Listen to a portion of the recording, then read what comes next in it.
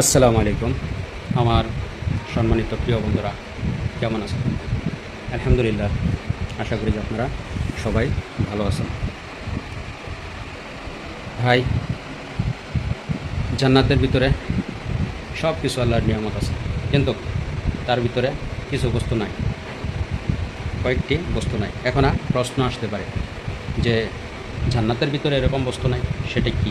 যে জান্নাতের ভিতরে তো সব পাওয়া যাবে, যেটা আপনি কল্পনা করার আগে সেটা আপনার সম্মুখে মজুদ হবে, যে সেখানে যে নাই এরকম কি বস্তু হতে পারে? ভাই, সেটা কি জানেন?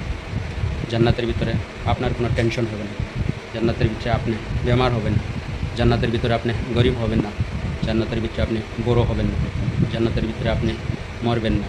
ঠিক আছে? এই কয়েকটা বস্তু জান্নাতের ভিতরে নাই, আর সব আছে। জান্নাতের ভিতরে আপনার ঘুম নাই। ঠিক আছে?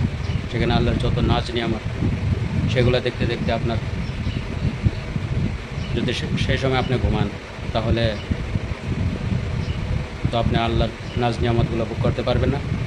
সেই কারণে জান্নাতের ভিতরে ঘুম নাই। আর ঘুম হলো মৌতের মাসি বললে কওয়া। যে জান্নাতের ভিতরে যখন মৌত নাই, তাহলে মৌতের মাসি কী করে থাকে? সেও নাই। তাহলে ভাই, এই দুনিয়াটা ক্ষণস্থায়ী, আর চিরস্থায়ী হলো আখেরাত। আর আখেরাতের জন্য তৈরি হয়ে যায়। ঠিক আছে?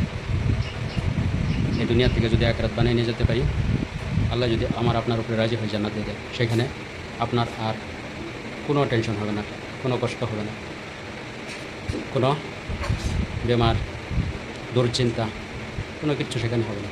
ঠিক আছে? চলেন, সবার জন্য দোয়া রইল, আমার জন্য দোয়া করবেন।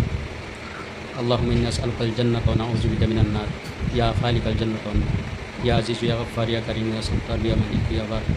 আল্লাহুম্মা আজিরনা মিনান নার, আল্লাহুম্মা আজিরনা মিনান নার, আল্লাহুম্মা আজিরনা মিনান নার, ইয়া মুজির ইয়া মুজির ইয়া মুজির, বিরহমাতিকা ইয়া আরহামার রাহিমিন।